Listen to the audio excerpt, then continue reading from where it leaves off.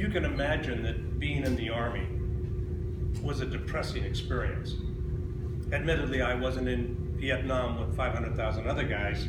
I was in Germany, and that mitigated the thing to some extent, but I still had this problem. And I thought, how do you get rid of depression? Well, one thing you do, I think, is bolster your self-concept. So I thought all of these things in a swirl, and I'll take them one at a time and tell you how I handled it. First of all, the United States Army at the time, and maybe still does, had a program to counter what they call dollar drain. Save your money with us and we'll give you a check when you get discharged. So you can't touch it in the meantime. And the sweetening the pot was 10% compounded quarterly. Now, I didn't know at the time what that meant. In fact, I still don't know what it means. But it sounds like you put some money in here and you put a little more in and this happens and it compounds and it gets just bigger and bigger and bigger and bigger. Well, to make a long story short, I did that in a big way. My salary at the time when I was in the Army as an enlisted man was between $135 and $175 a month as I got promotion, okay? And in this program, when I got out, $2,162, counting all that compounded interest.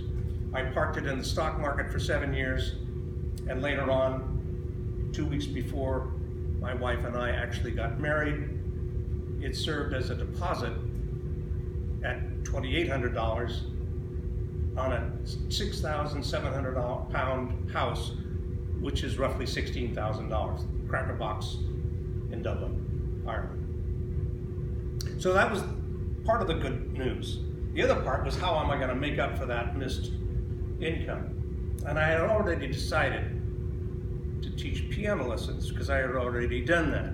I'd even done it at Sonoma State where I was at college. So I had 2 years experience of doing that. So I put an ad in the local Stars and Stripes newspaper, and within 2 months of my arrival in Germany, I had 8 students at the princely sum of $5 an hour.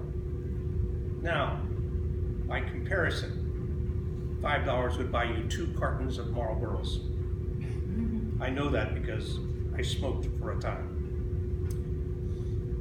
Then I had to make up some more money, so I thought I'd play the piano. I forgot to include in that introduction the fact that I had made my piano playing professional debut.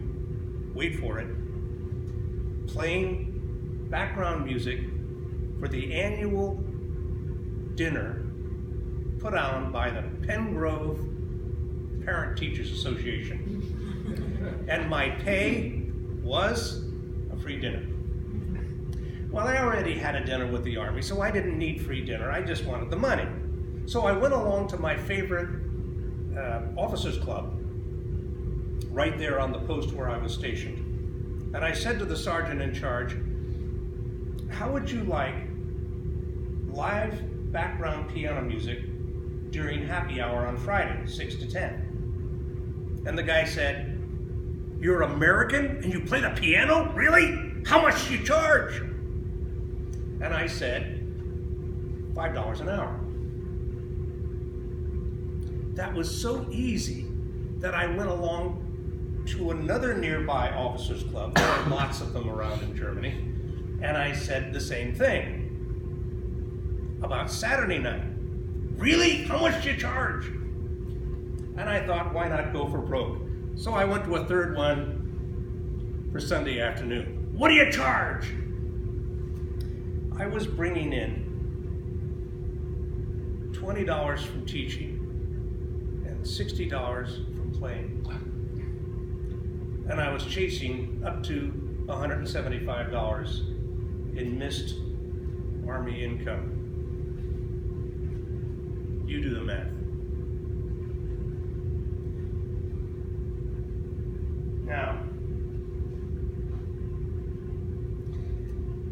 let's imagine, unlike myself, you have an ideal job.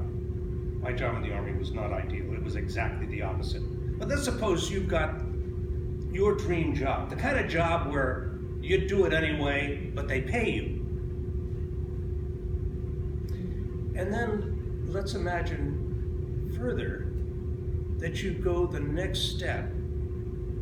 You break through that barrier called fear, and you get a second one, another dream job. By the way, for those of you who are wondering, it exists. One is not enough for you. Would your life be more fun if you added that one to this one? Mr. Toastmaster.